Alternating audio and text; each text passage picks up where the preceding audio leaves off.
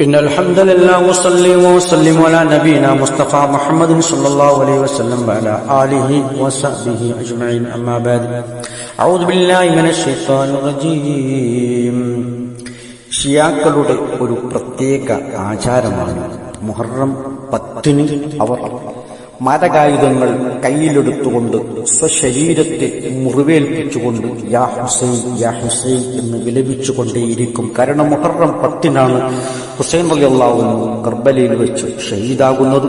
ഇതിനെ അനുസ്മരിച്ചുകൊണ്ട് എല്ലാ വർഷവും മുഹറം 10-ന് അവർ കത്തി പോലെയുള്ള പലതരത്തിലുള്ള മരകായുധങ്ങൾ കയ്യിൽ പിടിച്ചുകൊണ്ട് സ്വശരീരത്തിൽ മുറിവേൽപ്പിക്കുകയും സ്വശരീരത്തെ സ്വയം മർദ്ദിപ്പിക്കുകയും മേൽപ്പിക്കുകയും ചെയ്യുന്ന ഒരു ആചാരം ഷിയ സമൂഹത്തിൽ നിലവിലുണ്ട്. ഇത് അങ്ങേയറ്റം ഒരു കഠിനമായ ക്രൂരമായ ഒരു സംഗതിയാണെന്ന് പറയേണ്ടതില്ലല്ലോ. അത് മാത്രമല്ല, ഇതിൽ ദീനിൽ കടത്തിക്കൂട്ടിയ ഒരു വലിയൊരു ബിദ്അത്താണ്, വലിയൊരു നാശമാണ്. ഇത് മുസ്ലിം സമുദായം ഒരിക്കലും അനുകരിക്കാൻ പാടില്ല. പക്ഷെ നമ്മുടെ നാടുകളിൽ ഇതിന് സമാനമായ ചിലത് കണ്ടുവരുന്നു. കുത്തുറാത്തീബ് എന്ന പേരിൽ ചില റാത്തീബുകൾ. എന്താണ് ഇതിന്റെ അടിസ്ഥാനം ആർക്കും അറിയില്ല.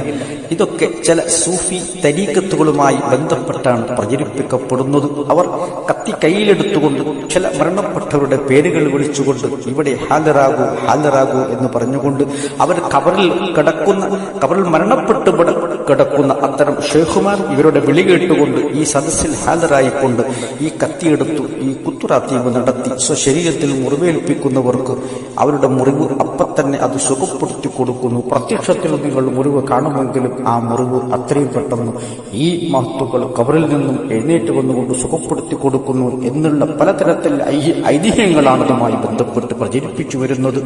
ഇത്തരം നീചമായ കൃത്യങ്ങൾ ചെയ്യാൻ യാതൊരു മടിയുമില്ല. അത്തരം കാര്യങ്ങൾ പ്രചരിപ്പിക്കാനും യാതൊരു വൈമനസ്യവും കൂട്ടർക്കില്ല. എന്താണ് ഇവർക്ക് സംഭവിച്ചത് എന്ന് അല്ലാഹുവിന് മാത്രം അറിയാം. അല്ലാഹുവേ, ഇത്തരം വികലമായ ആശയങ്ങളിൽ നിന്നും നമ്മെ കാത്തുരക്ഷിക്കണമേ എന്ന് പ്രാർത്ഥിച്ചുകൊണ്ട് നിർത്തുന്നു. ആഖിറു ദഅവാനാ അനിൽ ഹംദുലില്ലാഹി റബ്ബിൽ ആലമീൻ.